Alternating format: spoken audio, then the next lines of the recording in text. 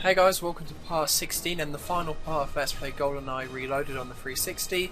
In the last part we got all the way to the end of the game, but now we only have one more thing to do. Stop Alec from robbing a bank. They don't really explain that too well in this version of the game. I mean, or in this version of the story. In like the original film, yeah, they kind of went into it. But this one it was more of a casual James Bond's like, oh, so obviously you're trying to rob a bank. Aha! Yeah, a bit rushed.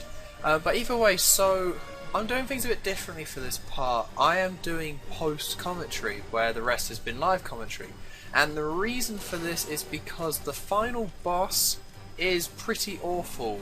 It has a lot of problems, and it was one of those things where I didn't want to show me playing it and then have to edit out all the times I lose, or have to come up with stuff to say while also playing this section, because it's pretty awful. So right there you can get 2 weapons, and also that's me doing a horrible edit, because I did actually die the first time I played this, so I just edited that out, and I couldn't be bothered to do a nice edit or cut, so I just jumped to my second attempt where I managed to win. So yeah, grab the 2 machine guns out the front. Now, the reason why this boss is bad, and it's not broken, but it feels broken when you first play it. And the reason for this is because you're fighting Alec, you have a machine gun, you're in this circle area, and you're having a shootout. But Alec is invincible. You can shoot him as many times as you want, he will never die. He will just never die. When you shoot him, he will stumble and like fall a little bit, but you can't kill him at all. So this boss fight really isn't a boss fight, because you're fighting someone you can't kill. So instead, the whole point of this fight is that you have to, I believe it's a time limit. Throughout this boss there's going to be 3 waves of enemies that are going to come and attack us, and you need to focus and take those out. And then after a certain amount of time after the 3rd wave, after you kill that 3rd wave, the game will then decide, oh, you've done enough. Alec will just jump over the edge. Like, if you watch him, I don't really like pay attention to him, but if you watch him, he will just jump over the edge, and that's the end of the boss. Now, the reason they did this, well, I don't know why they did this. It's there's a lot of things behind that sentence, or that question. But one of the reasons they did this is because this isn't the final time you face Alec. There is a separate time after this, which is like the ending blow, or the ending of the story where you finally take him down. But of course, because you're both 2 agents and whatever, you know, agents, explosions, whatever, action, all that stuff, of course you have to have a gunfight. So now you just have to go around in this arena and just shoot. But they didn't want you to actually kill Alec, and I guess they didn't want to have a boss with health, because throughout this whole game there hasn't been a single enemy that's had like health in that way.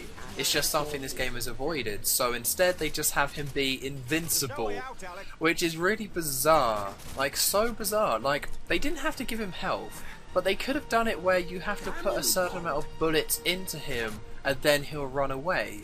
But from what I can tell from doing research on the internet and playing this battle many times, that's not what it is. It's not put so many bullets into him and he will run away. It's just take out the enemies that show up and wait. Because in the background you probably won't be able to hear it, but there is someone doing like a countdown. Like at certain moments there'll be a woman's voice saying, now at 80%. I'm not sure what she's counting down. Maybe the GoldenEye satellite, or whenever the GoldenEye satellite is in range, I think. I don't know, that would be my guess. So yep, so it's a bit silly, really, and it gets really tiresome. Now let's... a big problem I have with this fight as well, apart from being slightly broken and kind of dull, is that they really deviated from the original fight. In the original game there was a whole level called Cradle, which is the same name as this level, where you ran around on these like at the bottom of the cradle or whatever, and you had to chase down Alec. Now the point in that fight was that you had to chase him all over this big map. It was actually a really big map for the N64. I think I remember reading how they had a lot of trouble with Cradle and making that level just because of how big it was. So yeah, so you had to run after Alec. He had machine guns, so he shot at you. There was a ton of enemies, and he also dropped grenades or whatever. Maybe they were mines because it was GoldenEye, so maybe, I don't know. And yeah, so once you put enough bullets into Alec on the N64 one, he would then run to the next area, and then you would climb down a ladder, and that would be the end of it. That would be, you would shoot him a few more times, and that was the end of the game. Well, I haven't played it in years, but it was pretty much that. So instead of trying to replicate that in any way, they just did this generic battle arena, and the bosses just fight waves of enemies that show up. And it's so uninspired, it's just awful. Like, they could have done anything, they could have done anything interesting. I would have liked it if they just tried to recreate the original more. Just have it so you're chasing him down like that. That would have been really nice, or really cool. You know, even if that version of the boss would have still been broken, like, okay, you're chasing him down but he's still invincible, at least it would have been like the original game, which, you know, this game doesn't have to be exactly like the original game in every regard, but it's a remake. You would think there would be some elements that are the same. So that's another disappointing thing about this, but the good thing about this boss being broken is that once you know what you're doing, it can be easy. So the tactics I use for this fight, in case you're, you know, if you're looking for tips and hints about this boss, it's stay on this upper path, on the sides here, outside. It's the best place to be, because if you're inside, there is places to take cover, but Alec will just shoot them out. Like, there are some computer screens, but he'll just shoot those out. All those metal things around the edge, he'll just shoot them out. So there's no place where you can just hide and take cover. Not for that long period of time. Especially when all the other enemies show up. So it's just not worth being indoors for this. So if you stay out here, something that I found out, or at first I was running in between these two bits, because when enemies spawned it was like, okay, I've got to get out of here, I want to shoot some of the enemies. And also once Alec was getting close, I was like, okay, I've got to get away because Alec can't be killed. You can make him fumble by shooting him, but that's it. But then I discovered during this fight that if you stay here, where I'm standing now, okay, go back, shoot him, yeah, shoot him a bit more, whatever. If you stand here, Alec will never get to you. Like, if you just stand a little bit back, like, I'm not doing it right now, it's embarrassing, very embarrassing that past me is just not cooperating. Yeah, here, no one can shoot you. Alec will never come here. Like, if you look at the dot on the map, it looks like he's about to come here, and then he just jumps off the edge and goes round again. If you're on the other side, he will happily just walk up to you, shooting you, and then he'll, like, punch you if he gets too close. So, yeah, if you stand on the other side, it doesn't work, but on this side, it works perfectly.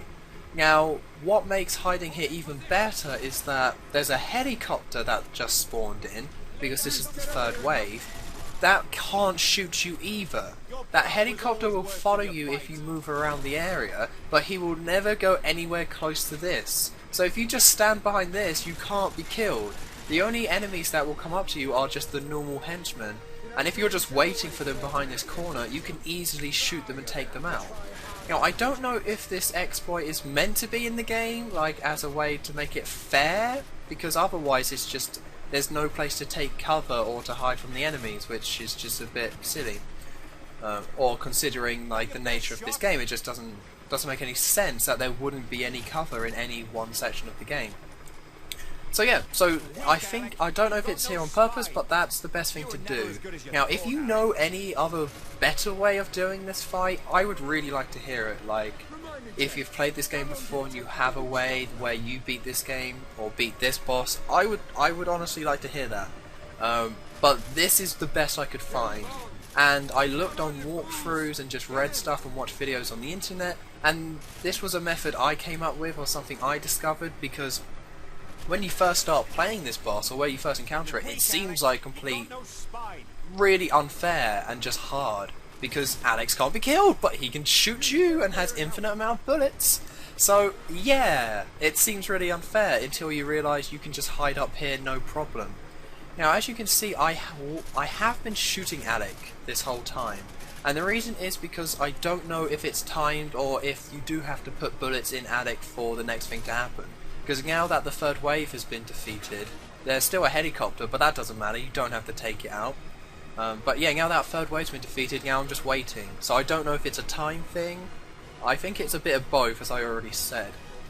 But with the helicopter, you can't shoot it down as far as I'm aware. I put so many bullets into that helicopter, because you also get a ton of ammo, because you get ammo at the beginning, and then you also get ammo from when you kill the normal henchmen, they drop ammo, so you can pick that up. So you shouldn't run out of ammo anytime soon, or during this fight if you do it right.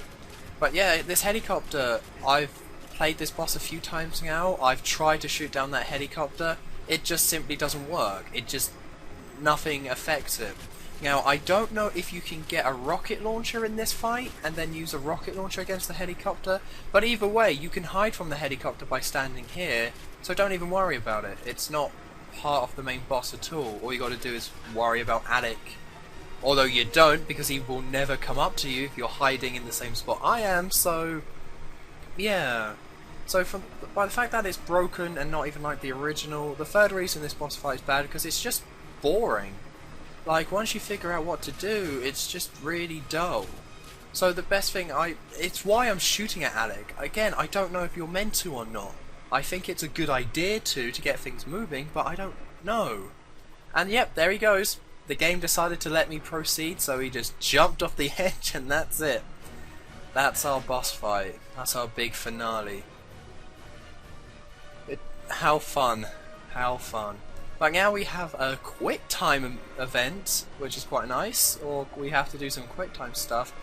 And it's quite embarrassing because I kept this in. I could have edited this out. I was like, oh yeah, I'm going to go press the button. Yeah, beat the game, and I died the first time. So either way, we have this big dumb fight, and we also have cutscenes, so this is me failing at it, and this is how to do it correctly.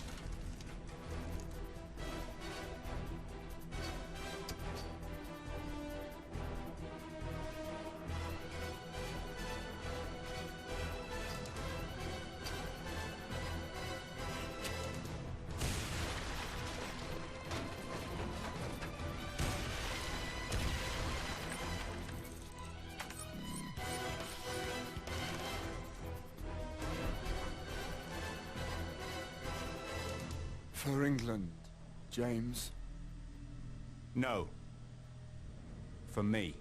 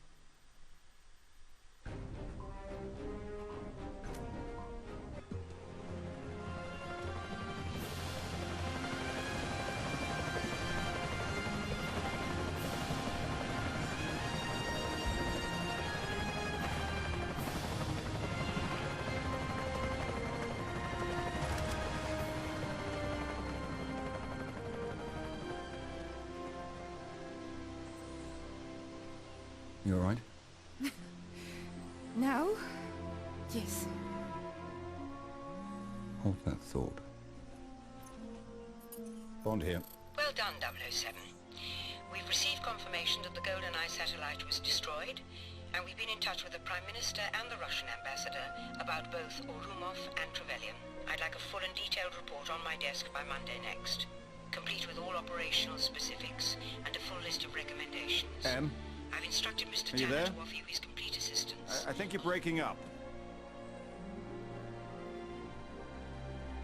Thank you. I could have done that myself.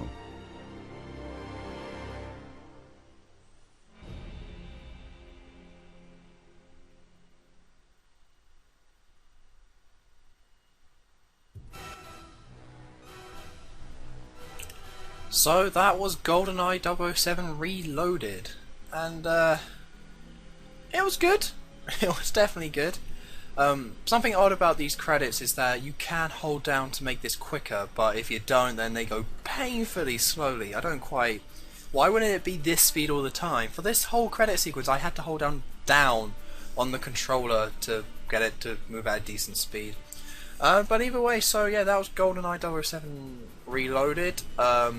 Of course, it's better than the Wii version, although it's pretty much the same game. But if you're going to get one of the two, get the 360 or PS3 version, because it just looks better. I mean, it really is worth it. But so this game overall, I really do like it. I mean, the last two levels kind of are terrible, and they kind of got a bit over the top with it, and the final boss is just embarrassing, really. And they really could have done more with it in the last two levels. But overall, something I really like about this game is that the gameplay isn't exactly like it was in the original GoldenEye, but it does capture the same sort of essence, or it does feel this like a lot more similar than you would think. Like, there's a lot of Call of Duty stuff in there, but there's a good mix between the Call of Duty new way of making FPSs and the original GoldenEye way, where you have stealth and the way that the stealth is handled, but you also have action as well. It does actually replicate the original game more than you would think, and that's something I do really like about this game, and I think they kind of nailed it in that department. But some of the other stuff with this game, like the story, I do really like the reinvention of it and a lot of the characters being reinvented, but you know, like I complained about Alec, like his reinvention, it could have been a lot better, and I would have just liked it if, like, they did a good job having a cohesive story, which really I shouldn't compliment them on, but they did. But there's a lot of stuff that they took from the film and then took out of the game and things like that for the story, and it seemed a bit rushed, certain parts. Like I said, the explanation of what's going on with Alec is really rushed. Like, they needed to have some of these cutscenes be a bit longer just to flesh out the story a bit more, but even then, I can't complain too much. They did do a good job of retelling the story, but not having it be exactly the same and Daniel Craig's Bond and all that. But then the thing that I'm most mixed about is the levels and their choices. Now, I already said the first 3 levels are the same 3 missions from the original GoldenEye, and they did an amazing job on those, where the level design is technically completely different, but you can tell it's those original levels. They do share certain aspects, and visually they did a good job of updating it, and they were amazing. When I first played this game, I was really blown away by what they did and the direction they were taking it in. I was like, yeah, this is awesome. And then you do the nightclub level, and it all kind of goes downhill from there. Not completely downhill, but there's way too many levels that just weren't in the original GoldenEye and didn't need to be in here. Like the nightclub level, I get it's part of the story, but it's a completely new level. Like the percentage of good or of new levels to old ones, it's two in one direction. There's too many new levels. They needed to really take a lot from the original game, and they just kind of went a bit overboard with making their own ones. Like Solar, completely new level. You got Nightclub, completely new level. Memorial, it's like there shouldn't be that many new levels. I don't mind some to pad it out and to, you know, make the story feel more complete and whatever, but they just took out too many levels and put in too many new ones. So I was kind of a bit disappointed by that. But even so, they did do a great job in certain areas with certain levels, like the first 3 missions and whatever. They did do a good job with some of that. And the fact that the gameplay does feel... They did capture the original gameplay pretty well with the actual stealth and everything, so I gotta give it to them for that. And yeah, so this game is definitely worth playing. It's a really good James Bond game. It's one of the better ones in recent years. It's definitely the best one on the 360, because all it had to be was Legends, Quantum of Solace and Bloodstone, and the best games out of those is Bloodstone, and this is better than that. So yeah, I really liked it. I mean, another problem with this game is that it's completely separate to the original GoldenEye, which is both its downfall and a positive thing, because I like that it's original and they updated it so much, but at the same time people just wanted the original GoldenEye. Like, let's be honest, it's a classic and people just wanted to see that again. So yeah, they had to find a balance. I don't think they quite got it, but you know, I would have liked it to be a bit more like the original, but either way, you know, what are you gonna do?